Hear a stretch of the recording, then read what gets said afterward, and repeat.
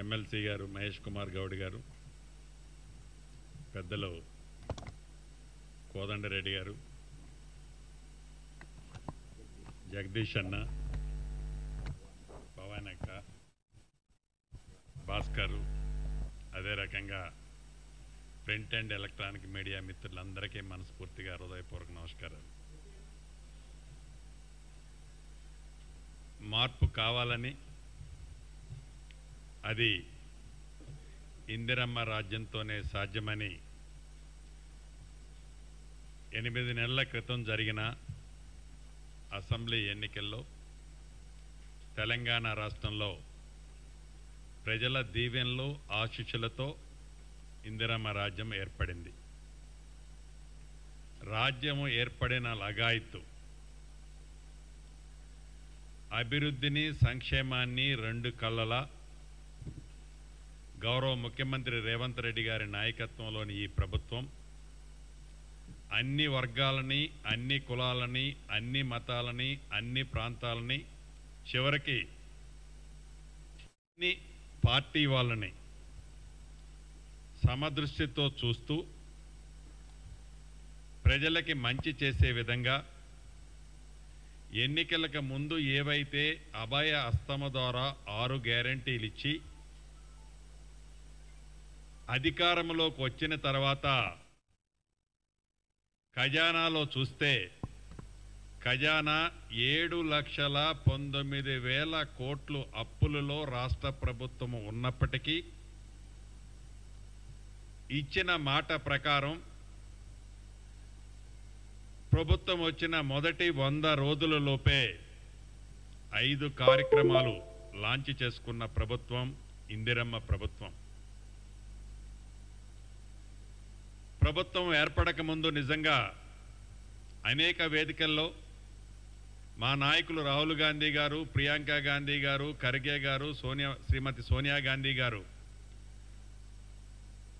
హామీలు ఇవ్వటానికి ముందు మాకున్న ఆలోచన ఈ రాష్ట్ర ప్రభుత్వం మీద సుమారు ఒక 3 లక్షల కోట్ల అప్పుందేమో అనుకున్నాం. తీరా అధికారంలోకి వచ్చిన తర్వాత గౌరవ ముఖ్యమంత్రి రేవంత్ రెడ్డి గారు, ఫైనాన్స్ మంత్రి గారు, డిప్యూటీ చీఫ్ మినిస్టర్ గారు బట్టి విక్రమార్క గారు, మిగతా సహచార మంత్రులమంతా కూర్చొని అసలు మనం ఎక్కడున్నాం, గత ముఖ్యమంత్రి గారు ఎప్పుడు మైక్ ముందు కూర్చున్నా మంది ధనిక తెలంగాణ రాష్ట్రం అని చెప్తున్నారు కదా, ఈ ధనిక తెలంగాణ రాష్ట్రంలో నిజంగా మన దగ్గర ఎంత నిలువ ఉందో చూద్దామని ఒకసారి డెప్త్గా కూర్చుంటే రాష్ట్ర ఆర్థిక పరిస్థితి మేమందరం షాక్ అయ్యే విధంగా 7,19,000 కోట్లు అప్పు ఉన్నప్పటికీ ఇచ్చిన ఏ మాటని, చేసిన ఏ వాగ్దానాన్ని ఈ ప్రభుత్వం వెనక్కి వెళ్ళాలనో కుంటి షాకులు చూపించి మేమివి చేయలేకపోతున్నామనో ఏ రోజు ఈ ప్రభుత్వం ఆ దిశగా ఆలోచించలేదు, ఆ దిశగా ఆలోచించబోదు కూడా. దీంట్లో భాగంగా ఉదాహరణకి రైతుల రుణమాఫీ కార్యక్రమం చూద్దాం. దేశంలో ఏ రాష్ట్ర ప్రభుత్వము చేయని విధంగా ఎన్నికల ముందు ఇందిరమ్మ రాజ్యం వస్తే అర్హులైన ప్రతి రైతన్నకి 2 లక్షల రూపాయల వరకు రుణమాఫీ చేస్తామని చెప్పి ఆర్థికంగా రాష్ట్ర ప్రభుత్వం సహకరించదు, ఇబ్బంది ఉన్నది అని తెలిసి కూడా యుద్ధ ప్రాతిపదికన మిగతా ఖర్చులన్నిటినీ కంట్రోల్ చేసుకొని దుబారా ఖర్చులన్నిటినీ దూరంగా పెట్టి రైతుని రాజు చేయటమే ఈ ప్రభుత్వం యొక్క ఏకైక లక్ష్యమని తలంచి గౌరవ ముఖ్యమంత్రి రేవంత్ రెడ్డి గారి నాయకత్వంలోని ఈ ప్రభుత్వం 26 రోజుల్లో సుమారు 18,000 కోట్ల పైచిలకు రైతు రుణమాఫీని, సుమారు 22 లక్షల మంది పైగా రైతులకి రుణమాఫీ చేసిన ప్రభుత్వం ఇందిరమ్మ ప్రభుత్వం. ఈనాడే కాదు, ఆనాడు 2006లో కూడా కేంద్రంలో ఇందిరమ్మ రాజ్యం ఉన్నప్పుడు ఎవరూ చేయని విధంగా దేశవ్యాప్తంగా రుణమాఫీ చేసిన ప్రభుత్వం ఆనాటి కేంద్ర ప్రభుత్వం, ఇందిరమ్మ ప్రభుత్వం. అదే బాటలో 18,000 కోట్లు రుణమాఫీని చేసి దీనికి మొత్తం 31,000 కోట్లు పైచిలుకు ఖర్చు వస్తుందని ముందే మేము ఊహించాం. దానికేమి మేము షాక్ అవటంలా, ముందే ఊహించి దానికి తగ్గ అన్ని ఏర్పాట్లు చేసుకున్నాం. గౌరవ మా ముఖ్యమంత్రి రేవంత్ రెడ్డి గారు కానీ, బట్టి విక్రమార్క గారు కానీ, ఉత్తమ్ కుమార్ రెడ్డి గారు కానీ, మా వ్యవసాయ శాఖ మంత్రి వారిలో తుమ్మల నాగేశ్వరరావు గారు కానీ, నేను కానీ, మా చాచా మంది అనేక వేదికల మీద చెప్పుకుంటా వచ్చాం. ఏదైతే అర్హులైన రైతులకి ఇచ్చిన మాట ఎట్టి పరిస్థితిలో ఒక్క అడుగు కూడా వెనక్కేయమని చెప్పాం.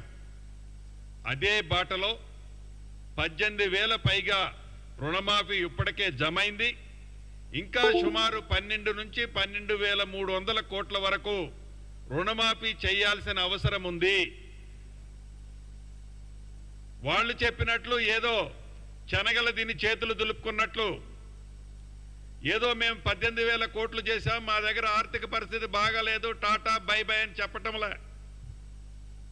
వాళ్ళలాగా ఇంకా 2-3 నెలల ఎన్నికలు ఉన్నాయనంగా ఎన్నికల కోసం మేమే రుణమాఫీ చేయటంలా. నిజంగా వాళ్ళకి చిత్తశుద్ధి ఉండి ఉంటే ఏదైతే ఈనాడు రోడ్ల మీద ధర్నాలు నిరాహార దీక్షలు చేస్తున్నారో వాళ్ళ చిత్తశుద్ధి ఏమిటో 2 పర్యాయాలు 10 సంవత్సరాలు చూశాం. మొదటిసారి వారు అధికారంలో ఉన్నప్పుడు ₹1,00,000 రుణమాఫీ చేస్తామని ఎన్ని రోజుల తర్వాత చేశారు? ఎన్నికల కొద్ది రోజులు ఉన్నాయనగా ఎన్నికల ముందు 2-3 నెలల ముందు ఆనాడు ₹1,00,000 వరకు 4-5 విడతల్లో వడ్డీతో కలిపి ఆనాడు ఆ ప్రభుత్వం చేసింది. రెండోసారి సుమారు 16,000 కోట్లుంటే ఆనాడు దివంగత నేత రాజశేఖర రెడ్డి గారు ఏదైతే ఓఆర్ఆర్ ఏర్పాటు చేస్తే ఆ ఓఆర్ఆర్ సుమారు 19,000 నుంచి 20,000 కోట్లు రావాల్సిన ఓఆర్ఆర్ని వారి స్వార్థం కోసం తాకట్టు పెట్టి 7,000 కోట్లకు అమ్మి ఆ 7,000 కోట్లు రైతన్నల మీద ప్రేమ ఉన్నట్టు కపట ప్రేమను చూపించి ఎన్నికల్లో లబ్ధి పొందటం కోసం ఆనాటి ప్రభుత్వం చేసింది తప్ప ఈ ఇందిరమ్మ ప్రభుత్వంలో చిత్తశుద్ధితో ప్రభుత్వం వచ్చిన మొదట్లోనే 6 నెలల పూర్తి కాకముందే ఇచ్చిన మాట ప్రకారం 18,000 చేసి మిగతా 12-13,000 చేయటానికి సిద్ధంగా ఉంది. నిన్ననో మొన్ననో ఎక్కడో గత ముఖ్యమంత్రి గారు ఒక ధర్నాలో కూర్చొని మాట్లాడుతున్నారు, ఇంకొక మంత్రి గారు ఒక దేవాలయంలో పోయి మాట్లాడుతున్నారు.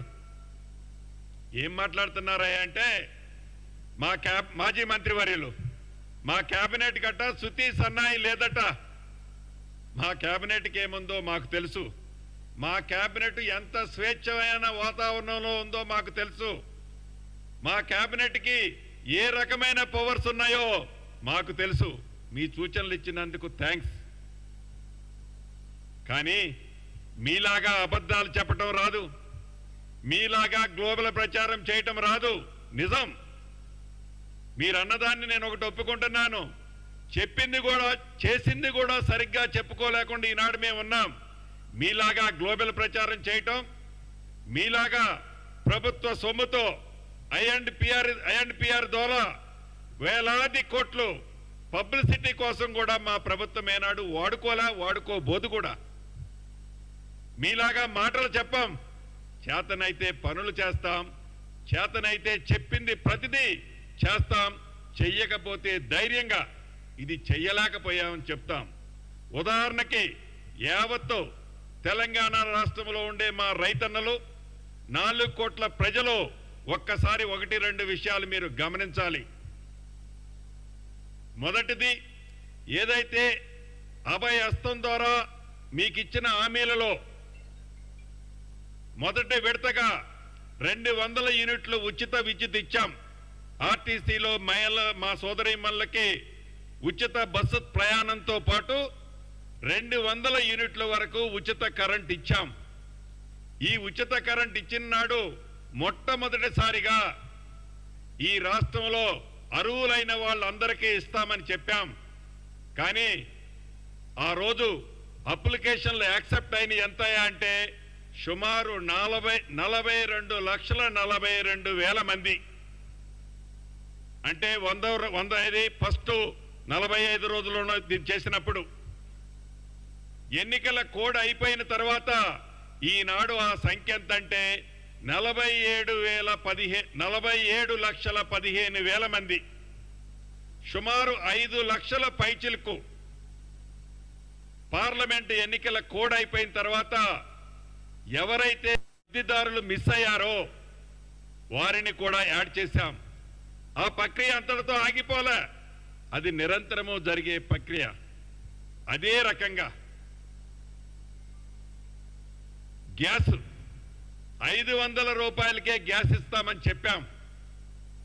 ఆ స్కీమ్ అనౌన్స్ చేసినప్పుడు లబ్ధిదారులు ఎంతమంది అయ్యా అంటే సుమారు 39,97,000 మంది. ఈనాడు ఆ లబ్ధిదారులు ఎంతమంది అయ్యా అంటే 43 లక్షల మంది. ఇది కూడా నిరంతరము లబ్ధిదారు అర్హులైన వాళ్ళు ఎవరైతే ఉన్నారో వాళ్ళందరూ కూడా ఆ ఫిగర్ ఇంక్రీజ్ అవుతూ పోతుంది. మా ప్రభుత్వానికి ఒక చిత్తశుద్ధి, నిజాయితీ ఉంది. ఏదైతే మా ప్రభుత్వం ఎన్నికల ముందు ప్రకటించిందో ఈ రైతు రుణమాఫీని చేయటానికి ముందు చెప్పినాం. ఎవరైతే 2 లక్షల కంటే పైనున్న లబ్ధిదారులు ఉంటారో ఆ లబ్ధిదారులు అర్హులైన వాళ్ళు ఎవరైతే ఉంటారో ఆ పైనున్న అమౌంట్ కట్టిన మరుక్షణం మీ అమౌంట్ మీ ఖాతాల్లో జమ చేస్తామని చెప్పాం. అదే రకంగా ఎవరైతే గ్రామీణ ప్రాంతంలో ఉండే నా రైతు సోదరులు ఉన్నారు, వాళ్ళు వివిధ టెక్నికల్ కారణాల చేత కొంతమందికి వారి ఖాతాలో జమ కాని మాట వాస్తవం. ఈ 2 లక్షల కంటే పైనున్న వాళ్ళు ఆ బ్యాలెన్స్ అమౌంట్ కట్టని కారణంగా ఆ డబ్బు కూడా వారి ఖాతాలో జమ కాని మాట నిజం. మీరు డబ్బులు కట్టలేదు కాబట్టి మేము తూచని అనటంలా. డెఫినెట్ గా రాబోయే కొద్ది రోజుల్లో ఈ 2 లక్షలకు పైనున్న అర్హులైన రైతన్నలు ఎవరైతే ఉన్నారో ఆ రైతన్నలకి కూడా ఒక కట్ ఆఫ్ డేట్ పెట్టుద్ది ఈ ప్రభుత్వం. పెట్టిన తర్వాత వారు ఆ డబ్బు కట్టిన మరుక్షణం మేము అనుకున్న దాని ప్రకారమే 31,000 కోట్లలోనే ఈ అంకెలన్నీ ఉంటాయి. ఈ 31,000 కోట్ల కంటే ఇంకా ఒక 1000 కోట్లు 1,500 కోట్లు ఎక్కువైనా కూడా అర్హులైన రైతులందరికీ ఈ రేవంత్ రెడ్డి గారి ప్రభుత్వం, ఈ కేబినెట్ చిత్తశుద్ధితో అర్హులైన ప్రతి రైతన్నకి ఇవ్వటానికి సిద్ధంగా రుణమాఫీ ఉంది.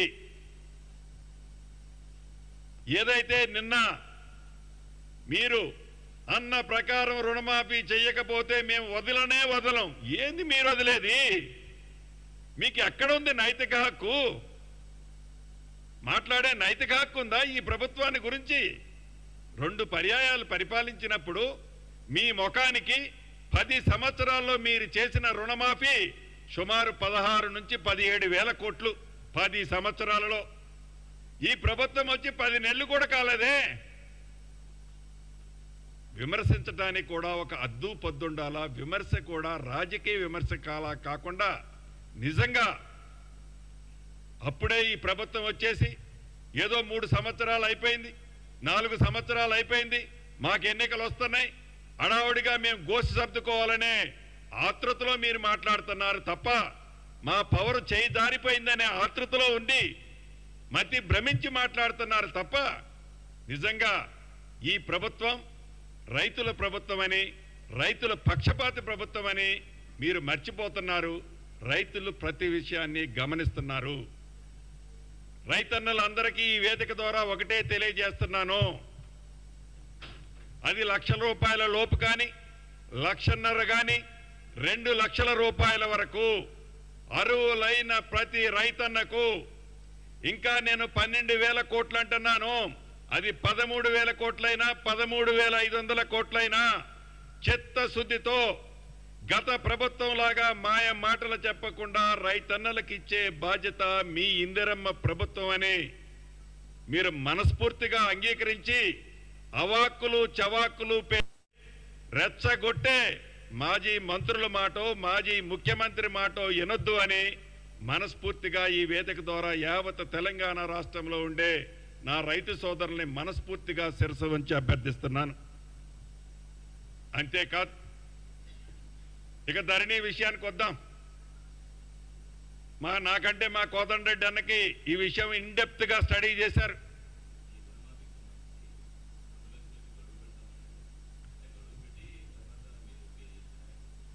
ఈ 2 లక్షల రూపాయల కంటే ఎక్కువ ఏదైతే ఉందో ఆ డబ్బు 5,000, 10,000 ఉంటే వాళ్ళు ఎమ్మటే కట్టగలుగుతారు. అది 1,00,000, 2 లక్షల్లో ఉంటే ఆ రైతులను కట్టడానికి లేట్ అవుతుంది. కాబట్టి రేపే కట్టు, ఎల్లుండే కట్టు అనకుండా అది నెల, 2 నెలల, 3 నెలల ఒక కట్ ఆఫ్ డేట్ పెడతాం. కంఫర్ట్ గా రైతన్నల్ని ఇబ్బంది పెట్టాలన్నది ఈ ప్రభుత్వ ఉద్దేశం కానే కాదు. తెల్ల రేషన్ కార్డు అనే ఏదైతే రేషన్ కార్డు బేస్ చేసుకునే చేస్తున్నామనేది నిజం కానే కాదు. ఎక్కడైనా ఏ అధికారైనా ఆ దిశగా ప్రయత్నం చేస్తే, ప్రభుత్వాన్ని బదనాం చేయాలని ఏ అధికారన్నా అనుకుంటే తప్పకుండా అటువంటి అధికారి మీద కూడా ఈ ప్రభుత్వం చర్యలు తీసుకుంటుంది.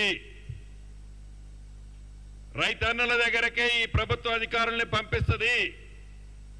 రైతుల పట్ల చిత్తశుద్ధి ఈ ప్రభుత్వానికి ఆనాడు ఇందిరమ్మ ప్రభుత్వంలో ఎలా ఉందో ఈ ఇందిరమ్మ ప్రభుత్వంలో కూడా అంతే ఉంటది. ఎందుకంటే వాళ్ళకి మళ్ళీ లోను రావాలంటే మా 2 లక్షల రూపాయలు ఒక్కటిస్తే వాళ్ళకి మళ్ళీ తిరిగి లోను రాదు. దాంతో వారికి రైతన్నలకి లబ్ధి జరగదన్నదే ఈ ప్రభుత్వం యొక్క లక్ష్యం. కొంచెం లేదు మళ్ళీ కానీ పూర్తిగానే. తర్వాత ధరణికి సంబంధించి ఎన్నికల్లో చెప్పింది ఈ ప్రభుత్వం. ఆనాడు మా నాయకులు రాహుల్ గాంధీ గారు, ఆనాటి పిసిసి అధ్యక్షులు, ఈనాటి ముఖ్యమంత్రి గౌరవనీయులు రేవంత్ రెడ్డి గారు, కోదండరెడ్డి గారు, మా మహేష్ అన్న, మిగతా నాయకులందరూ అనేక వేదికల మీద చెప్పాం. ఇందిరమ్మ రాజ్యం వచ్చిన తర్వాత ధరణిని తీసుకొని బంగాళాఖాతంలో వేస్తామని చెప్పిన మాట నిజం. ఈ బంగాళాఖాతము అనే వర్డ్ని ఆనాటి ముఖ్యమంత్రి గారు పదే పదే అనేక ఎన్నికల సభల్లో బంగాళాఖాతంలో వేస్తారట. బంగాళాఖాతంలో వేస్తారంటే అట అని ప్రజలని రెచ్చగొట్టినా, ఈనాడు ఎట్లయితే రైతుల్ని రెచ్చగొట్టాలని చూస్తున్నారో ఆనాడు కూడా ఈ ధరణి మీద కాంగ్రెస్ పార్టీకి ఏదైతే క్లారిటీ ఉందో ఆ క్లారిటీని స్పష్టంగా వేదికల మీద చెబితే ఆనాటి ముఖ్యమంత్రి గారు మాట్లాడిన భాష ప్రజలు విస్మరించలేదు, నమ్మలేదు. కాబట్టే ఇందిరమ్మ రాజ్యాన్ని తెచ్చుకున్నాం. ఆ ఇందిరమ్మ రాజ్యంలో ప్రభుత్వం వచ్చిన మరుక్షణమే ఒక ధరణి కమిటీని పెద్దలు, అనుభవజ్ఞులు కోదండరెడ్డి గారిని అధ్యక్షతన అనేక మంది నిపుణులను దాంట్లో పెట్టి కమిటీ వేసి, కమిటీ సూచనల మేరకు ఏదైతే ఆనాటి ప్రభుత్వంలో ఉన్న లొసుకులతో ఉన్న అనేక లక్షలాది అప్లికేషన్లని షార్ట్అవుట్ చేశాం. ఇప్పుడు కూడా నాకు తెలిసి ఈ వారంలో, ఈ నెక్స్ట్ వీక్ ఎండ్ లోపు ధరణికి సంబంధించిన పాత అప్లికేషన్లన్నీ, పాత వాటితో పాటు కొత్త అప్లికేషన్లు ఏవైతే వస్తున్నాయో అవన్నీ కూడా న్యాయమైన వాటిని, జెన్యూన్ గా ఉన్న వాటిని పరిష్కరించాం. జెన్యూన్ లేని వాటిని స్పీకింగ్ ఆర్డర్స్ అంటే రీజన్ మెన్షన్ చేస్తూ రిజెక్ట్ చేయడం జరిగింది. అదే రకంగా ఆనాడు 2020 రెవెన్యూ చట్టం, ఆ చట్టము ఒక పాముల పుట్ట లాంటిది.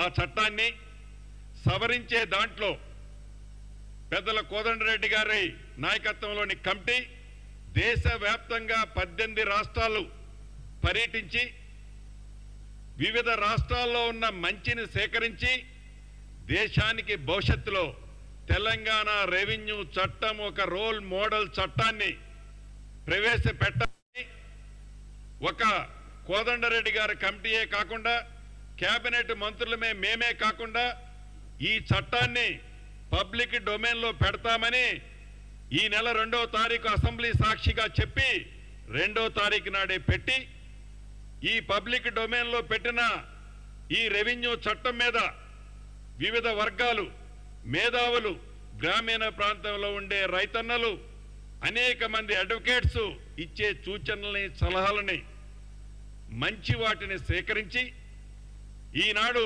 ప్రధాన ప్రతిపక్షమని చెప్పుకుంటున్న నాయకులు ఇచ్చే మంచి సూచనలుంటే వాటిని కూడా ఈ చట్టంలో ఇన్కార్పొరేట్ చేస్తూ ఒక రోల్ మోడల్ చట్టాన్ని అతి కొద్ది రోజుల్లో తేవాలనుకున్నాం.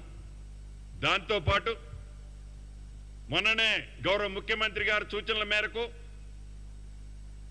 ఈ 23 అంటే రేపు 23, 24, 25 ఈ 3 రోజుల్లో రాష్ట్రంలో ఉండే అన్ని కలెక్టరేట్లలో ఈ రెవెన్యూ యాక్ట్ మీద ఒక సదస్సు పెట్టాలని ఆదేశించాం.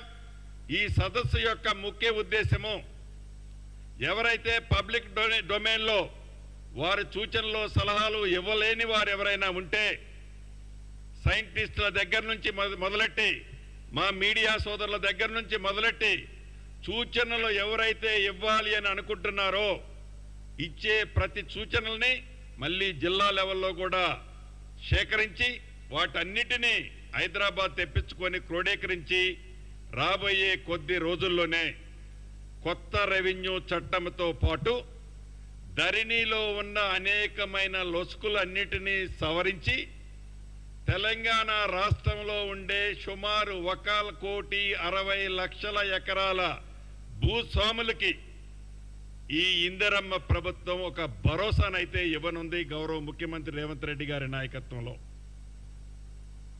అంతేకాదు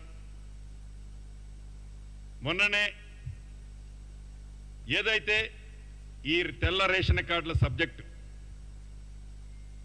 ఎప్పుడో 10 సంవత్సరాల క్రితం తెల్ల రేషన్ కార్డులు ఇచ్చింది ఆనాటి ప్రభుత్వం. తర్వాత అధికారంలోకి వచ్చిన ప్రభుత్వం ఎక్కడైతే ఎన్నికలు వస్తాయో ఎక్కడైతే బై ఎలక్షన్స్ వస్తాయో ఆ బై ఎలక్షన్ వచ్చిన ప్రాంతంలోనే తెల్ల రేషన్ కార్డులు కానీ ఆసరా పెన్షన్లు కానీ దళిత బంధువు కానీ ఏ కొత్త స్కీమ్ అయినా చివరికి సర్పంచులకు సంబంధించిన బిల్స్ కానీ ఈ బై ఎలక్షన్ వచ్చిన కాన్స్టిట్యున్సీలోనే ఆనాటి ప్రభుత్వం ఇచ్చేది. కానీ ఈ ఇందిరమ్మ ప్రభుత్వంలో కేబినెట్ సబ్ కమిటీని కూడా గౌరవ ముఖ్యమంత్రి గారు నిర్ణయించారు. సబ్ కమిటీ మీటింగులు 2 మీటింగులు అయ్యాయి. రాబోయే కొద్ది రోజుల్లోనే ఈ రేషన్ కార్డు అనేది 2 సెక్టార్లుగా విడగొట్టాలన్నదే ఈ ప్రభుత్వం యొక్క లక్ష్యం, ఈ ప్రభుత్వం యొక్క ఆలోచన. ఈ ప్రభుత్వం ఆలోచన కాదు, సామాన్య ప్రజలు కోరుకుంటున్న ఆలోచనే ఈ ఇందిరమ్మ ప్రభుత్వం యొక్క ఆలోచన. దాంట్లో ఒకటి రేషన్ కార్డు, రెండవది హెల్త్ కార్డు. ఈ రేషన్ కార్డుని హెల్త్ కార్డుని బైఫర్కేట్ చేయాలన్నదే ప్రజల సూచనల మేరకు ఈ ప్రభుత్వం నిర్ణయం తీసుకోవాలనుకుంటుంది. దీన్ని కూడా ప్రొలాంగ్ చేయకుండా టైం తీసుకోకుండా వీలైనంత తొందరలోనే వీటికి శ్రీకారం ఈ ప్రభుత్వం చుట్టబోతుంది. అంతేకాదు ఆనాడు కాంగ్రెస్ ప్రభుత్వం ఉమ్మడి ఆంధ్రప్రదేశ్లో అధికారంలో ఉన్నప్పుడు కాంగ్రెస్ ముఖ్యమంత్రిగా దివంగత నేత రాజశేఖర రెడ్డి గారు ముఖ్యమంత్రిగా ఉన్నప్పుడు ఇందిరమ్మ ఇళ్ల కార్యక్రమం ద్వారా ఒక్క ఈనాటి తెలంగాణ రాష్ట్రంలోని ప్రాంతంలోనే సుమారు 18.5 లక్షల ఇళ్లు కట్టించిన ప్రభుత్వం ఇందిరమ్మ ప్రభుత్వం. ఈనాటికి ఏ గ్రామం పైన ఇది ఇందిరమ్మ ఇల్లు, ఇది కాంగ్రెస్ పార్టీ ఇచ్చిన ఇల్లు చూపిస్తుంది. గత 10 సంవత్సరాలు మనం చూసాం. రాష్ట్రం ఏర్పడిన తర్వాత అక్కడొక 2 ఇళ్ళు అక్కడొక 4 ఇళ్ళు కట్టించి ఎన్నికలు వచ్చినప్పుడల్లా ఆ కట్టించిన బొమ్మలని ఫ్రంట్ పేజీల్లో మీడియాలో చూపించుకొని ఊహాజనకమైన చిత్రాన్ని చూపించి మాటలతో జనాన్ని మమేకం చేస్తూ 2 పర్యాయాలు ముఖ్యమంత్రి అయినా కూడా ప్రజలకిచ్చిన వాగ్దానాన్ని ఎలా నిర్వహించారో, డబుల్ బెడ్రూమ్ ఇల్లు వారి కలలానే గత ప్రభుత్వం ఎలా ఉంచిందో మనకు తెలియంది కాదు. ఇప్పటికీ గ్రామీణ ప్రాంతాల్లో కనిపిస్తున్న ఇళ్ళు ఇందిరమ్మ ఇళ్ళే. ఆనాడు ఆ ప్రభుత్వం కట్టిన ఇళ్ళు ఎన్నయ్యా అంటే 1,36,000 10 సంవత్సరాలలో. దీంట్లో సుమారు ఒక 32-33 వేలకి ఇళ్ళకి ఇన్ఫ్రాస్ట్రక్చర్ ఏమీ లేదు. అంటే తాగటానికి నీళ్ళు లేవు, లైట్ వేస్తే ఎలగటానికి కరెంట్ ఉండదు, సివరేజ్కి సంబంధించిన పైప్ లైన్ ఉండదు, రోడ్లంటే మర్చిపోండి. ఆ కారణం చేత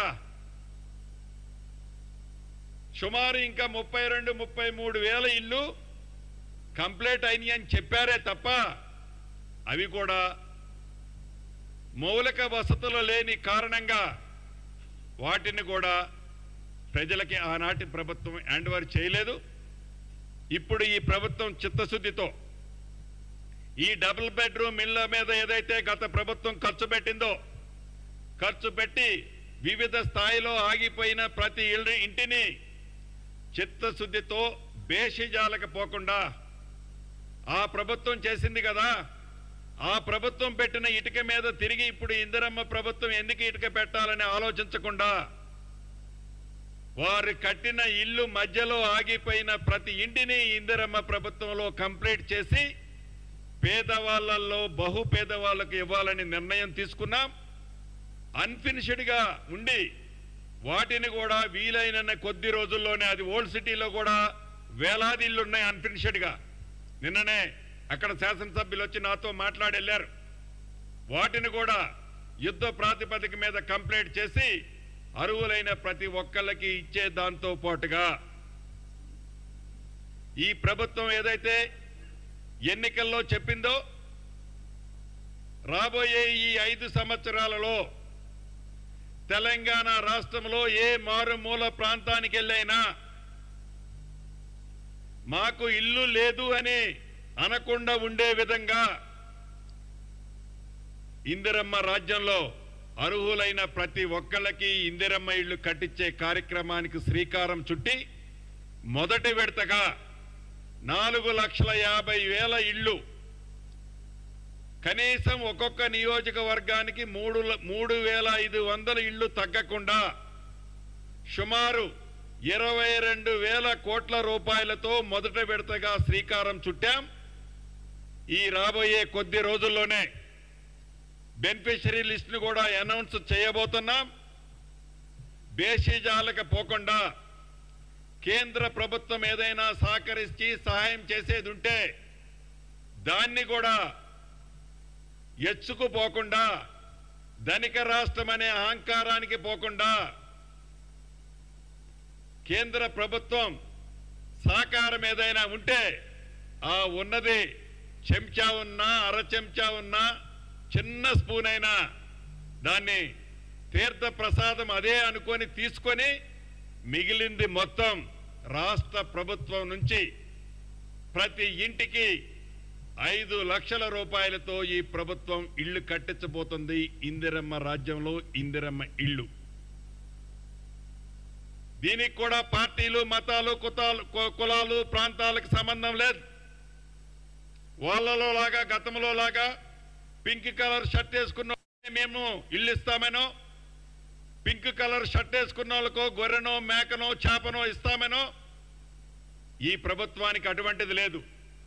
పేదవాళ్లలో బహు పేదవాళ్ళు, ఏ పార్టీ వాళ్ళైనా, ఏ ప్రాంతం వాళ్ళైనా, ఏ కులమైనా అర్హులైన ప్రతి పేదవాడికి ఇందిరమ్మ ఇళ్ళు ఈ ప్రభుత్వం రాబోయే ఈ 5 సంవత్సరాలు, 4.5 సంవత్సరాల్లో ఇవ్వబోతుంది.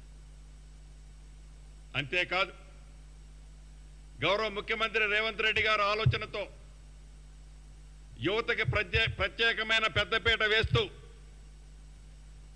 ఇందిరమ్మ రాజ్యంలో వచ్చిన మొదటి సంవత్సరంలోనే 2 లక్షల ఉద్యోగాలు ఇస్తామని చెప్పిన దాంట్లో భాగంగా 31,000 ఉద్యోగాలు సుమారు ఇప్పటికే ఇచ్చి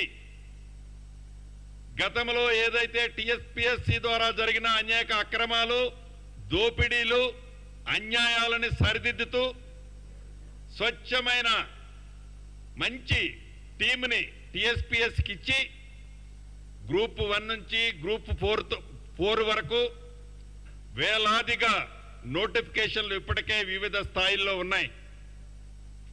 మెగా డిఎస్సి ద్వారా 11,056 టీచర్స్ పోస్ట్కి నోటిఫికేషన్ ఇచ్చి ఎగ్జామ్ పూర్తయింది. అంటే యువత విషయంలో కూడా యువతకి చేతులెత్తి దండం పెట్టాలి. మొన్న ఈ టీఎస్పీఎస్సీ ద్వారా ఏదైతే ఎగ్జామ్స్ జరుగుతుంటే ఇప్పుడు రైతుల్ని ఎలా అయితే రెచ్చగొట్టారో, ఇప్పుడు రైతుల మీద మళ్ళీ వాళ్ళు ఇంకా కచ్చపోలా రైతుల మీద వాళ్ళది ఏంటంటే మాకు హైదరాబాద్లో సీట్లు వచ్చినాయి తప్ప గ్రామీణ ప్రాంతాల్లో మాకు సీట్లు రాలేదు అంటే రైతులు మాకు ఓట్లేయలేదు, వాళ్ళ మీద కచ్చ పెంచుకొని ఈ ప్రభుత్వం, గత ప్రభుత్వం ఆ కచ్చను తీర్చుకునే విధంగా మొన్న నిరుద్యోగ యువత మీద ఏ రకంగా అయితే రెచ్చగొడితే గౌరవ ముఖ్యమంత్రి గారు, ఉప ముఖ్యమంత్రి గారు, మిగతా పెద్దలంతా మాట్లాడింది గ్రహించి యువత నిజాన్ని అర్థం చేసుకొని వాళ్ళు శాంతించారు. నిజంగా వాళ్ళకి మనస్ఫూర్తిగా నా పక్షాన, రాష్ట్ర ప్రభుత్వ పక్షాన కృతజ్ఞతలు తెలియజేస్తున్నా. కానీ రైతుల్ని అదే దిశలో అంటే వాళ్ళది ఏంటంటే ఈ 8 నెలలకే ప్రభుత్వం పోయేసరికి తట్టుకోలేకపోతున్నారు. ఎప్పుడు గబక్కన రేవంత్ రెడ్డి గారిని పక్కన కూర్చోబెట్టి ఆ సీట్లో కూర్చోవాలని తాపత్రయపడుతున్నారు. లేకపోతే ఏమంటారు, శ్రీనివాసరెడ్డిది, ఉత్తమ్ కుమార్ రెడ్డిది, బట్టి విక్రమార్కది, వీళ్ళందరూ రేవంత్ రెడ్డి గారిని దించి ఏదో కూర్చోవాలి. ఏందది?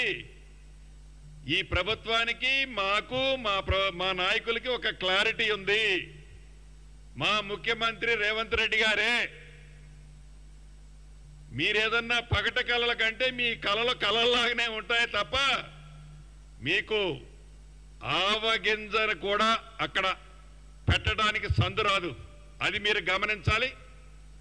ఇక యువత విషయంలో, మహిళల విషయంలో, విద్యార్థుల విషయంలో మీరు మొన్న చూశారు. విద్య పట్ల ఈ ప్రభుత్వం యొక్క చిత్తశుద్ధి ఏంటో. అమ్మ ఆదర్శ పాఠశాలల ద్వారా మౌలిక వసతుల్ని సుమారు 637 కోట్లు, గతంలో లాగా పేపర్ ఇచ్చి మేము జీవో ఇచ్చేసాము అయిపోయిందని అల్లా 637 కోట్లు ప్రతి జిల్లాలో ఖర్చు పెట్టి, మొత్తం 637 కోట్లు ఖర్చు పెట్టి అన్ని పాఠశాలల్లో మేజర్గా ఉన్న సమస్యల్ని ఈ ప్రభుత్వం చిత్తశుద్ధితో వాటిని పరిష్కరించింది. మొన్న అసెంబ్లీ సాక్షిగా గౌరవ ముఖ్యమంత్రి గారు చెప్పారు, ప్రతి అసెంబ్లీ కాన్స్టిట్యున్సీని ఒక యూనిట్గా తీసుకొని సుమారు 20 నుంచి 25 ఎకరాలలో ఒక ఇంటిగ్రేటెడ్ స్కూల్స్ని ఏర్పాటు చేసే ఒక కాంప్లెక్స్ని ఏర్పాటు చేద్దామని, ఆ ఇంటిగ్రేటెడ్ స్కూల్స్లో ఈనాడు ఏవైతే గత ప్రభుత్వం ఆర్భాటంగా చెప్పిందో, మేము ఇన్ని గురుకులాలు పెట్టాం, అన్ని గురుకులాలు పెట్టాం, ఇంత ఖర్చు పెడుతున్నాం, అంత ఖర్చు పెడుతున్నామని ఆ పెట్టిన గురుకులాలు టీచర్స్ విషయంలో రెగ్యులర్ టీచర్స్ ఉండరు. బిల్డింగులు చూస్తే మొత్తం వర్షం కురిచే ఎక్కడ దొరికితే అక్కడ వాళ్ళు జేబులు నింపుకునే కార్యక్రమంతో పాటు పనికి రాని అనేక బిల్డింగుల్ని గత ప్రభుత్వం వాటిలో నిర్వహిస్తుంటే ఈనాడు గ్రౌండ్కు పోతుంటే అది కొట్టొచ్చినట్లు కనిపిస్తుంది మేము విజిట్ చేస్తున్నప్పుడు. దాంట్లో భాగంగా ఇంటిగ్రేటెడ్ స్కూల్స్ కట్టించే ప్రధానమైన ఉద్దేశం, ప్రతి నియోజకవర్గానికి 100 కోట్లు పైగా ఖర్చు అవుతుంది ఈ ఇంటిగ్రేటెడ్ స్కూల్స్ కట్టడానికి. అయినా విద్య పట్ల, వైద్యం పట్ల ఈ ప్రభుత్వం పెద్దపీట వేసింది. ఏసీ ఆల్ కమ్యూనిటీకి సంబంధించిన రెసిడెన్షియల్ స్కూల్స్ కానీ, కాలేజీలు కానీ, హాస్టల్స్ కానీ ఒకే పేజీలో అంటే ఒకే ప్లాట్ఫామ్ మీద ఉండే విధంగా ఈ ప్రభుత్వం ఇంటిగ్రేటెడ్ స్కూల్స్ కూడా కట్టించబోతుంది.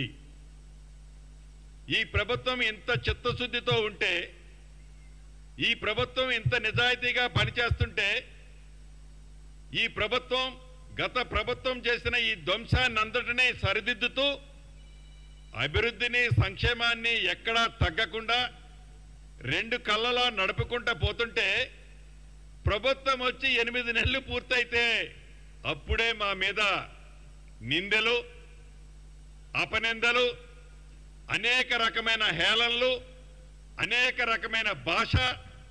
అంటే ఈ ప్రభుత్వం యొక్క పనితీరుని ఏది జీర్ణించుకోలేక ఈ ప్రభుత్వం మీద ఏ రకంగా అవాక్కులు చవాక్కులు ఆనాటి మంత్రులు కానీ ఆనాటి ముఖ్యమంత్రి గారు వస్తారు ఎప్పుడో ఒక్కసారి అట్లా చీల్చి చెండాడుతా అంటాడు, మళ్ళీ 6 నెలలు 9 నెలల దాకా మళ్ళీ ఎవరికి కనబడరు. మీరు ప్రత్యక్షంగా ఈనాడు చూస్తున్నారు మీడియా మిత్రులే. ఎప్పటి నుంచో మీ సమస్య ఉంది, ఇళ్ల స్థలాల సమస్య. ఈ ప్రభుత్వం వచ్చిన తర్వాత తీరుస్తామని చెప్పాం. రాబోయే కొద్ది రోజుల్లో మొదటి విడతగా న్యాయస్థానం నుంచి ఏదైతే క్లియర్ అయి వచ్చిందో ఆ జవహర్ సొసైటీకి సంబంధించిన సుమారు 72 ఎకరాలని ఒక మంచి ఫంక్షన్ ఏర్పాటు చేసుకొని గౌరవ ముఖ్యమంత్రి గారి చేతుల మీదుగా 1000కి పైగా ఉన్న సీనియర్ జర్నలిస్టులకి ఇళ్ల స్థలాలకి ప్రభుత్వం అతి కొద్ది రోజుల్లోనే ఇచ్చుకోబోతుంది. ఆనాడు మీరున్నారు, ఎప్పుడన్నా మీడియా మిత్రులను కూర్చోబెట్టుకొని ఆనాటి పెద్దలు మాజీ ముఖ్యమంత్రి గారుంటే ఇట్లా చిటికలు చూపించేది. ఆ చిటికల్లో ఏ ఒక్క చిటిక సౌండ్ కూడా మీకు వినపడిందని నేను అనుకోవటంలా. ఈ ప్రభుత్వం ఎప్పుడు చిటికలేసి చూపించదు, మాటలు ఎక్కువ చెప్పదు, చెప్పింది కూడా సరిగ్గా చేసుకోదు అని వాళ్ళు చెప్తారు. కానీ ఎక్కువ చేస్తాం, తక్కువ మాట్లాడుద్ది ఈ ప్రభుత్వం. అది ఈ ప్రభుత్వం యొక్క కట్టుబాటు, అది ఈ ప్రభుత్వం యొక్క నిబద్ధత అని మనస్ఫూర్తిగా నా మీడియా మిత్రులందరికీ తెలుపుతూ, చాలా రోజులైంది మీ అందరితో కూడా మాట్లాడి మీ అందరికీ అభినందనలు, కృతజ్ఞతలు తెలుపుతున్నాను.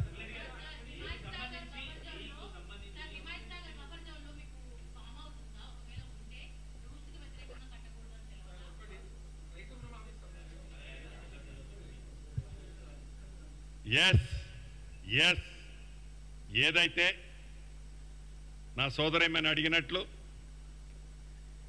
గత 10-15 రోజుల నుంచి చూస్తున్నాను. అనేక అవాక్కులు చవాక్కులు, అసందర్భంగా అనేక వాదనలు, ఆ మీడియాకి సంబంధించిన తొత్తులు, ఆ మాజీలకు సంబంధించిన కొన్ని వ్యవస్థలు నా మీద బురద చల్లే ప్రయత్నం చేస్తున్నారు. తప్పకుండా మా సోదరి మీద అడిగింది మీ అందరి మనసులో కూడా కొంతమంది అడగాలని ఉన్న అడగలేకపోయి ఉండొచ్చు. క్లారిఫై చేయాల్సిన బాధ్యత నా మీద ఉంది. హిమాయత్ సాగర్ సంబంధించి ఏదైతే గడిచిన కొద్ది రోజుల క్రితం అంటే ఈ అసెంబ్లీలోనే గౌరవ ముఖ్యమంత్రి గారు ఒక మంచి ఉద్దేశంతో, ఈ ప్రభుత్వం ఒక మంచి ఉద్దేశంతో హైడ్రాని ఏర్పాటు చేసిన మాట వాస్తవం. ఈ హైడ్రా యొక్క ముఖ్య ఉద్దేశం సామాన్య ప్రజలు మోసానికి గురి కావద్దని, సామాన్య ప్రజలను ఎవరైనా ప్రలోభాలు పెడితే ఆ ప్రలోభాలు పెట్టిన వాళ్ళమే చట్టరీత్యా చర్య తీసుకోవడంతో పాటు ప్రభుత్వానికి సంబంధించిన స్థలాల విషయంలో కానీ అదే రకంగా రిజర్వాయర్లు, ఇతర ప్రాంతాల్లో ఎఫ్టీఎల్లు, బఫర్ జోన్లో కన్స్ట్రక్షన్ చేసిన ఇళ్ల మీద కానీ ఆనరబుల్ సుప్రీంకోర్టు, హైకోర్టు అనేక సందర్భాల్లో ఈ అక్రమ కట్టడాలకు సంబంధించిన విషయాల్లో, ముఖ్యంగా ఎఫ్టీఎల్లో ఈ బఫర్ జోన్లో ఇల్లు కట్టిన దాని మీద ఎన్విరాన్మెంటల్కి సంబంధించిన విషయం, ఇబ్బంది దాని మీద కోర్టులో అనేక సార్లు ఆనాటి ప్రభుత్వాన్ని గడిచిన 10 సంవత్సరాల్లో మందలిస్తే వారు దాని మీద ఏ రకమైన చర్య తీసుకోకపోగా వారి కళ్ళు సైగల్లోనే వారికి సంబంధించిన మనుషులు, వారి కుటుంబం, వారి మంది మార్బలమే ఈ ఎఫ్టిఎల్ బఫర్ జోన్లో అనేక ఇళ్ళు కట్టిన సందర్భం మనకు తెలియంది కాదు. నిన్న మొన్న కోర్టు కూడా ఒకటి డైరెక్షన్స్ ఇచ్చారు గౌరవ ఆనరబుల్ చీఫ్ జస్టిస్ గారు. ఇక మాటకు ముందు, మాటకు మధ్య, మాటకు చివర రెవెన్యూ మంత్రి ఇల్లు ఎంఐ సాగర్ ఎఫ్టిఎల్లో ఉంది. రెవెన్యూ మంత్రి ఇల్లు ఎంఐ సాగర్ బఫర్ జోన్లో ఉంది. రెవెన్యూ మంత్రి ఇల్లు ఎట్లుంది అట్లుంది అని ఆనాటి ఎంఐయుడి మినిస్టర్ గారు వారి తొత్తులు ఇతరత్రా మాట్లాడుతున్నారు. నేను ఈ వేదిక ద్వారా ఒకటే ఛాలెంజ్ ఇస్తున్నాను.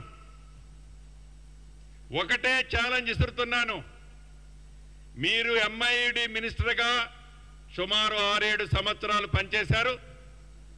మీ బావ హరీష్ రావు గారు ఇరిగేషన్ మంత్రిగా 5 సంవత్సరాలు పైచిలకు పనిచేశారు. ఈ వేదిక మీద నుంచి హైడ్రా అధికారి రంగనాథ్ గారిని ఆదేశిస్తున్నాను. ఈ ఇద్దరు మాజీ మంత్రులు అంటే ఒకరు ఇరిగేషన్ శాఖ మంత్రివర్యులు, రెండో వారిలో ఎంఐయుడి మంత్రివారు, వీరికి డబ్బాలు కొట్టే కొన్ని యూట్యూబులు, యూట్యూబులు, వారికి సంబంధించిన సంస్థలు, వ్యవస్థలు, మీరు ఎంతమంది వస్తున్నారో అంతమందిని ఎంట పెట్టుకొని రంగనాథ్ గారు నేను ఇక్కడి నుంచి మిమ్మల్ని ఆదేశిస్తున్నాను. రేపు వెళ్తారా, ఎల్లుండి వెళ్తారా, వాళ్ళనే ఒక కొత్త టేబు కొనుక్కొని రమ్మనండి. టేబు కొనుక్కొచ్చి నా ఇల్లు ఎఫ్టిఎల్లో ఉన్న బఫర్ జోన్లో ఉన్న చివరికి ఒక ఇటుక పెడ్డ ఉన్నా ఎమ్మటే పడగొట్టండి. ఇల్లు మొత్తం దాంట్లో ఉంటే ఇల్లు మొత్తం పడగొట్టండి. This is my challenge, Ponguleti challenge. మాజీ మంత్రివర్యులు, ఈనాడు ప్రధాన ప్రతిపక్షం అని చెప్పుకునే వాళ్ళకి ఇక్కడి నుంచి ఛాలెంజ్ చేస్తున్నా. ఒక్క ఇటుక పెడ్డ ఎఫ్టిఎల్లో కానీ బఫర్ జోన్లో ఉంటే మా అధికారులు మీ పక్కన ఉంటారు. మీరే టేప్ పెట్టి కొలుచుకోండి. మా అధికారులు కొలిస్తే మీకు నమ్మకం ఉండదు. ఎందుకంటే నేను అధికారంలో ఉన్నా కాబట్టి మిస్యూజ్ చేశానని అనుకుంటారు కదా మీరు. మీ చావు తెలివితేటలు, మీ చవకారు మాటలేందో కొలిసిన తర్వాత మీ తల ఎక్కడ పెట్టుకోవాలో మీరే నిర్ణయించుకోండి. నేను అందరూ అన్నట్లు దాంట్లో దూకు దీంట్లో దూకు అని అనను. ఇది పొంగిలేటి ఛాలెంజ్. మళ్ళీ గతంలో ఖమ్మం అసెంబ్లీల గురించి చెప్పా, మళ్ళీ ఇవాళ చెప్తున్నా. ఈ రోజు కాదు, ఏ రోజైనా నీతోనో, నీ మామతోనో, నీ బావతోనో చెప్పించుకునే ఛాన్స్ ఈ పొంగిలేటి ఎప్పుడు ఇవ్వబోడు కూడా. గుర్తుపెట్టుకో, ఎదట వాళ్ళని విమర్శించటానికి ముందు, ఎదట వాళ్ళకి రాయేయటానికి ముందు మీ పడవ ఎట్లా మునిగింది? మునిగిన పడవని ఏదో తాపత్రయపడి లేపటం కోసం, ఏదో చేయటం కోసం, నీ ప్రతిపక్ష అనే హోదాని కాపాడుకోవటం కోసం మీరేదైతే తాపత్రయపడుతున్నారో దాన్ని ఒక రెవెన్యూ మంత్రిగా నన్నేదో ముందు బూచిని చూపించి ప్రజలని మభ్య పెట్టాలని చూస్తున్నారో నేను ఛాలెంజ్ ఇసిరాను. నేను కూడా రాను. మా అధికారులు వస్తారు, అధికారులను ఆదేశించాను. డేట్ ఎప్పుడో మీరు కమ్యూనికేట్ చేయండి. అధికారులు అక్కడే ఉంటారు. ఎన్ని ప్రొక్లైన్లు కావాలంటే అన్ని పెట్టుకొని రెడీగా ఉంటారు. నేను అక్కడే నివసిస్తున్నాను. కానీ మీలాగా మీరు నివసించే ఇల్లు ఇది నాది కాదు, నా ఫ్రెండ్ దగ్గర లీజుకు తీసుకున్నాను, అదని ఇదని మీరు చెప్తుంటారే, ఒక అబద్ధానికి 100 అబద్ధాలు చెప్పారు అనటానికి ఒక చిన్న నిదర్శనం చెప్తాను. ఆనాటి మా పిసిసి అధ్యక్షులు, ఈనాటి మా ముఖ్యమంత్రి రేవంత్ రెడ్డి గారు, మీరు ఈనాడు నివసించే ఇల్లు ఆబ్లిక్ ఫామ్ హౌస్ని ఏమి లోన జరుగుతుందో తనకు సంబంధం లేకపోయినా కొంతమంది మిత్రులు ఎవరో డోనును పైన తిప్పారని మీరు ఎఫ్ఐఆర్ ఫైల్ చేసేటప్పుడు ఆ ఇల్లు ఎవరి పేరు మీద ఉందని మీరు ఎఫ్ఐఆర్ ఫైల్ చేశారండి? మాజీ మంత్రివర్యులు, కేటీఆర్ ఇంటి పేరుతో ఉందని మీరు ఎఫ్ఐఆర్ ఫైల్ చేశారు. ఆనాడు కేటీఆర్ ఇల్లు అనే మీరు ఈనాడు మీ దోస్తిల్లు అంటున్నారు. అంటే మీరు నివసించే ఇల్లు ఇది నాది అనే చెప్పుకునే ధైర్యం లేక మీరు మాట్లాడుతున్నారు. నేనుండే ఇంటి గురించి కూడా చెప్తా, అది నాదే అని చెప్తున్నా, కానీ నిజంగా అది నాది కాదు, నా కొడుకు పేరుతో ఉంది. కానీ నాది కాదని నేను చెప్పను. ఎస్, ధైర్యంగా ఒప్పుకునే ధైర్యం ఇవ్వాలి నీకు. అది లేకుండా ఏదో విమర్శ చేయగలవాలి కాబట్టి విమర్శలు చేస్తే ఇక్కడ ఎవరు అమాయకులు లేరు, మభ్యపెట్టేది లేరు. ఒక్క విషయం గమనించండి, ఈ హైడ్రా అనేది ఈనాడు యావత్ హైదరాబాదు జిహెచ్ఎంసి పరిధిలోని వేలాది మంది సామాన్యులు ఈ హైడ్రాని అభినందిస్తున్నారు. ఈ హైడ్రా ఇంప్లిమెంటేషన్ చేస్తుంటే మీకు ఎందుకు భయం కలుగుతుందండి? అంటే మీరు 10 సంవత్సరాలు మీరు పరిపాలించేటప్పుడు ఏదైతే మీ తొత్తులు, మీ సంఘాలు, మీ స్వార్థపరులు, మీకు సంబంధించిన బినామీలని వేలాదిగా పుట్టగొడుగుల్లా లేచాయి. ఏవైతే అక్రమంగా కట్టారో, ఏవైతే ప్రభుత్వ స్థలాలని కబ్జా చేసి కట్టారో, ఏవైతే ప్రభుత్వ స్థలాలకి వివిధ డొంక మార్గాలు ఏరుకొని పొజిషన్ తీసుకున్నారో వాటన్నిటినీ హైడ్రా పేరుతో ఈనాడు ప్రజల సొమ్ము, పేదోడు సొమ్ము పేదోడికి ఇవ్వటానికి ఈ ప్రభుత్వం ప్రయత్నం చేస్తుంటే మీకు వచ్చిన కడుపుల నొప్పి ఏంటట? మీకెందుకు ఈ కడుపుల నొప్పి? మీరు చేయలేని పని, మీ టైంలో కట్టిన బిల్డింగులు నిజంగా మీరు కరెక్ట్ ఉంటే ఈ బిల్డింగులన్నీ మీ టైంలో కట్టనే కాకపోతే ఇవాళ మీకు ఎందుకంటే అడావిడి? ఇప్పటికైనా ఈ హైడ్రా యొక్క ప్రత్యేకత, ఈ హైడ్రా యొక్క గొప్పతనం తప్పకుండా సామాన్య ప్రజలకి ఉపయోగపడేది. ఈ కార్యక్రమం కోర్టు కూడా, గౌరవ ఆనరబుల్ కోర్టు కూడా హర్షించింది. మీరు చేయలేని పని మేము చేశామని, మీకు దక్కాల్సిన గౌరవం మీ 10 సంవత్సరాల్లో మీరు చేయలేంది 8 నెలల్లో రేవంత్ రెడ్డి గారి ప్రభుత్వం చేసిందని మీకు కుళ్ళు అంతకుమించి ఏం లే.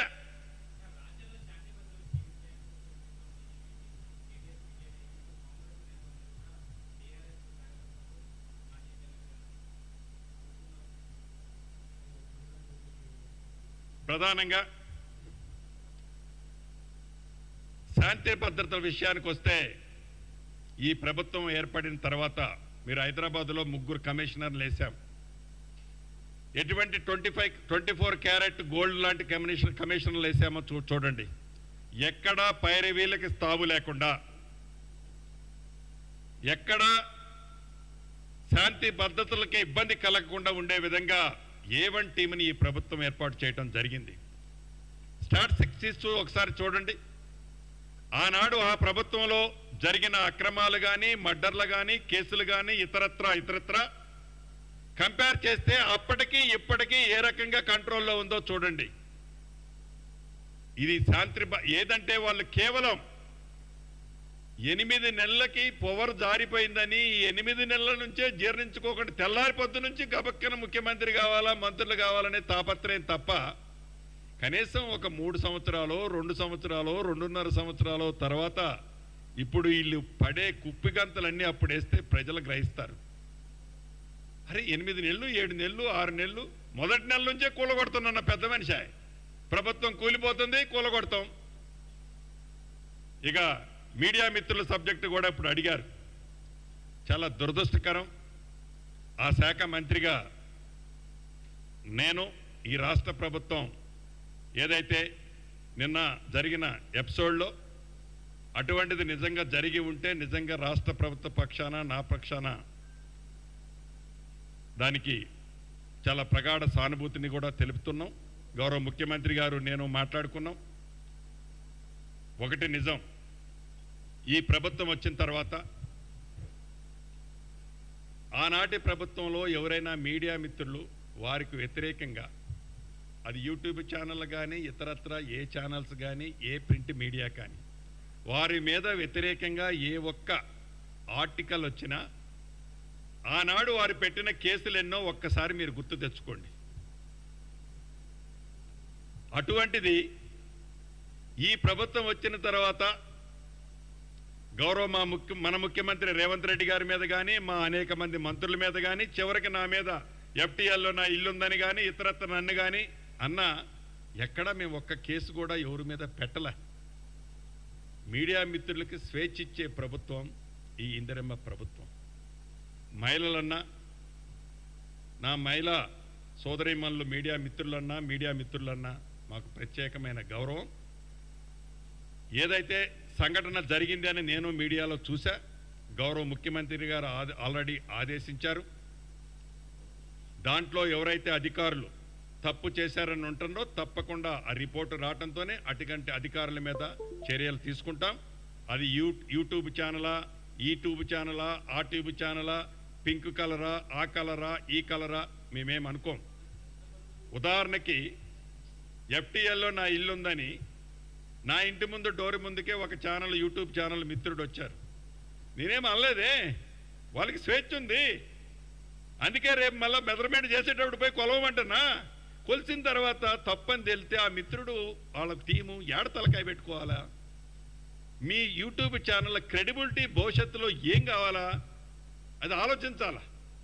నిజంగా కొలిసినట్టే జూమ్ చేసి చూపిస్తే ఎట్లుంటుంది? కిలోమీటర్ది కూడా 20 మీటర్లో ఉన్నట్టు ఉంటుంది జూమ్ చేసి చూపిస్తే. అది కరెక్ట్ కాదు. ఒకవేళ నిజంగా తప్పు చేసినప్పుడు ఈ ప్రజల కోసం, ఈ పేదోళ్ల కోసం, ఈ సమాజం నిర్మించడం కోసం మీడియా మిత్రులు వాళ్ళ పాత్ర వాళ్ళు పోషించడానికి ఈ ప్రభుత్వంలో అన్ని వేళ స్వేచ్ఛ ఉంటుంది. భవిష్యత్తులో అటువంటి సంఘటనలు చిన్నవి కూడా ఈ ప్రభుత్వం జరగనివ్వదు. జరిగటానికి కారకులు ఎవరైనా ఉంటే వారిని ఉపేక్షించదని కూడా యావత్ రాష్ట్రంలో ఉండే మీడియా మిత్రులకు మీ ద్వారా తెలియజేస్తున్నారు.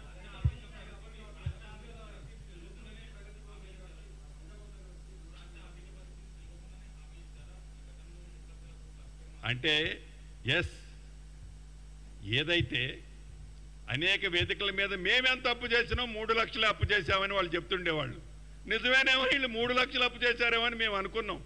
అని 7 కోట్ల 19 లక్షల అప్పు ఉందని మేము అనుకోవట్లే. 7 లక్షల 19 కోట్లు 7 లక్షల 19 వేల కోట్లు ఉందని మేము అనుకోవట్లే. అనుకొని తీరా లెక్కలు వచ్చిన తర్వాత మేము డ్రాప్ అవ్వట్లే. మా ఏది అభయస్థం ద్వారా మేము ప్రకటించిన ప్రకటనలు కానీ ఇతరత్ర కానీ బరాబర్ మా నాయకులు రాహుల్ గాంధీ గారు, ఖర్గే గారు, ప్రియాంక గాంధీ గారు, సోనియమ్మ ఏదైతే మాటిచ్చామో, మా ముఖ్యమంత్రి గారు మాటిచ్చారో తల తాకట్టు పెట్టైనా ఇచ్చిన మాటను ఈ ప్రభుత్వం చిత్తశుద్ధితో నిర్వహించుద్ది.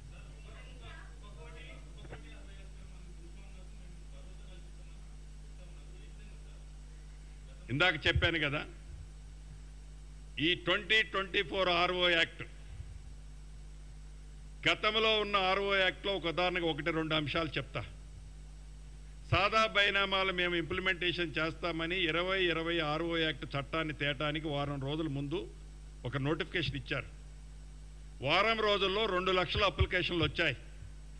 2020 చట్టాన్ని తీసుకొచ్చిన తర్వాత దాన్ని మళ్ళీ ఒక వారం రోజులు ఎక్స్టెన్షన్ చేశారు. కానీ ఆ చట్టంలో ఏదైతే ఈ సాదా బైనామాల కార్యక్రమాన్ని ఎక్కడా మెన్షన్ చేయని కారణంగా అప్లికేషన్లు అయితే రిసీవ్ చేసుకున్నారు, కానీ వాడిని ఇంప్లిమెంటేషన్ చేయలే. అటువంటి పొరపాట్లు లేకుండా ధరణిలో అనేక లొసుగులు నేను అనేక వేదికల మీద చెప్పా. అటువంటి లొసుగులు ఏదైతే దాంట్లో 33 మాడ్యూల్స్ ఉన్నాయి, మీకో నాకో మా చెల్లెమ్మకో ఏదన్నా ఒక ప్రాబ్లంకి సంబంధించి ఒక మాడ్యూల్లో అప్లోడ్ చేయాల్సింది ఇంకొక మాడ్యూల్లో అప్లోడ్ చేస్తే మళ్ళీ 6 నెలల తర్వాత మీరు తప్పు అప్లోడ్ చేశారని 6 నెలల తర్వాత రిప్లై వస్తుంది. మళ్ళీ అప్లై చేస్తే మళ్ళీ ఒక 6 నెలల తర్వాత. అంటే ఇన్ని మాడ్యూల్స్ కన్ఫ్యూజన్ లేకుండా ధరణిని స్ట్రీమ్లైన్ చేయటం, ఆర్ఓఆర్ యాక్ట్లో ఉన్న లోపాలను సరిచేయటం, పేదోళ్ల భూమితో పాటు తెలంగాణ రాష్ట్రంలోని సుమారు 1,60,00,000 లక్షల ఎకరాల భూమిని ఒక భరోసా ఇందిరమ్మ రాజ్యంలో ఈ ఆర్ఓఆర్ చట్టం ద్వారా తేబోతున్నాం.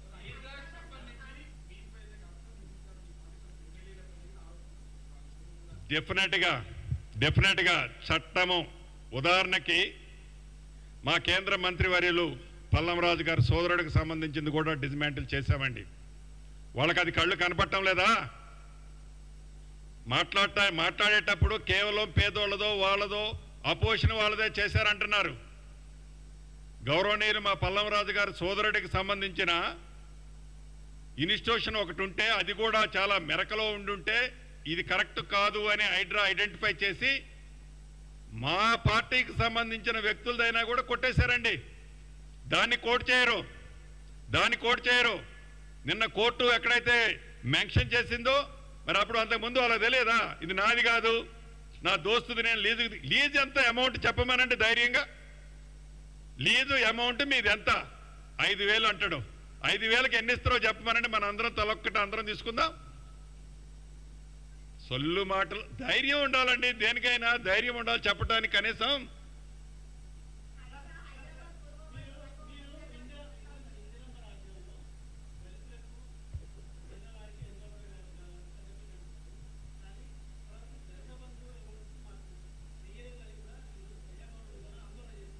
ఉదాహరణకి డెఫినెట్గా దాన్ని కూడా పరిష్కరించాల్సిన బాధ్యత వాళ్ళు స్కీము మొదలుపెట్టినా ఆ స్కీములో బ్యాలెన్స్ ఏదైతే సబ్జెక్ట్ ఉందో దాన్ని పరిష్కరించే బాధ్యత ఈ ప్రభుత్వాందే. తప్పకుండా బాధ్యతని నిర్వహిస్తాం. ఉదాహరణకి తొందరపాటు తరంతో నిర్ణయాలు తీసుకుంటూ ఎలా ఉంటాయో మీకు ఒక ఎగ్జాంపుల్ ఇస్తా. మేము ధరణి కమిటీని వేసిన తర్వాత నాగార్జున సాగర్లోని తిరుమలగిరిని, అదే రకంగా యాచారం మండలం ఇబ్రహీంపట్నం నియోజకవర్గంలోని యాచారం మండలాన్ని 2 మండలాలు మోడల్గా అసలు ఈ ల్యాండ్స్కి సంబంధించిన వాటిలలో ఏమేమి లొసుగులు ఉన్నాయని మనం చూసాం. తిరుమలగిరి మండలంలో ఇప్పుడే వచ్చేటప్పుడు నేను కలెక్టర్లతో మాట్లాడి ఇలా పేపర్లు ఏదో 1-2 పేపర్లు కూడా ఆర్టికల్ రాశాయి. తిరుమలగిరి మండలంలో ఇప్పటి వరకు ఏదైతే రైతు బంధువు అనే కార్యక్రమం ద్వారా గత ప్రభుత్వంలో రైతన్నల్ని ఆదుకుంటున్నామని చెప్పే కార్యక్రమంలో ఒక్క తిరుమలగిరి మండలంలో పార్ట్లీ ఇప్పటి వరకు ఐడెంటిఫై చేసిన దాని ప్రకారం భూమి లేని వారికి సుమారు 4 కోట్ల రూపాయలు ప్రతి సంవత్సరం ఇప్పటి వరకు భూమి లేని వారికి పోతుంది. వారికి భూమి ఉండదండి. వారు పింక్ షర్ట్ వేసుకొని ఉంటే వారికి పాస్బుక్ ఉంటుంది. ఆ పాస్బుక్తో వాళ్ళకి రైతు బంధు వస్తుంది. అంటే ఇంకా పూర్తయితే నాకు తిరుమలగిరి మండలం ఎన్ని కోట్లు అనేది ఫిగర్ వస్తుంది. రాష్ట్ర వ్యాప్తంగా ఎంత మిస్యూజ్ అయిందంటే వీళ్ళు తీసుకునే తొందరపాటు నిర్ణయాలు, అడావుడి కార్యక్రమాలు, ఇది ఎవడికయా ఫైనల్గా లాస్ అంటే ఇదంతా పేదోళ్ళ సొమ్ము.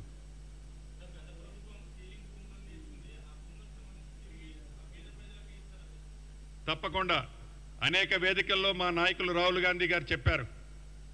ఇప్పటికీ మీరు ఏ గ్రామీణ ప్రాంతానికి పోయినా కూడా ఈ ఇందిరమ్మ పట్టా అంటారు.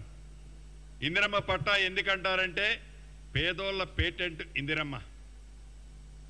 ఈ ప్రభుత్వం మా నాయకులు రాహుల్ గాంధీ గారు చెప్పినట్లు తప్పకుండా గత ప్రభుత్వంలో పేదోళ్ళ భూములు ఏవైతే లాక్కున్నారో పేదోళ్ళ భూములతో పాటు గవర్నమెంట్ భూములన్నీ పెద్ద పెద్ద బడాస్వాముల చేతుల్లో ఉన్నాయో ఇప్పటి వరకు ఐడెంటిఫై చేసిన వాటితో పాటు ఇంకా ఐడెంటిఫై అయ్యే ప్రతి దాంట్లో పేదవాళ్ళకి ప్రభుత్వం పంచిపెట్టే దాంట్లో ఎక్కడా రాజీనే లేదు.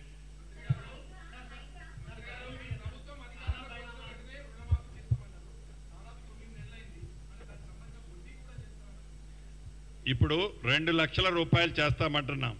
నిజంగా మీకు తెలియంది కాదు ఇది ఈ ప్రభుత్వం యొక్క పరిస్థితి. మేము 2 లక్షలు చేస్తామన్నాం, దానికైతే స్ట్రిక్ ఆన్ అవుతున్నాం, తగ్గేదైతే లేదు.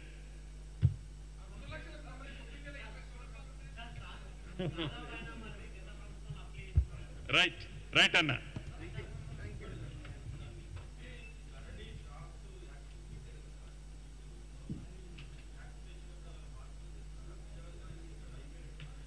డ్రాఫ్ట్లో వచ్చినవి అన్నీ కూడా ఇన్కార్పొరేట్ చేసేసి దాన్ని అసెంబ్లీలో పెట్టి పాస్ చేస్తాం.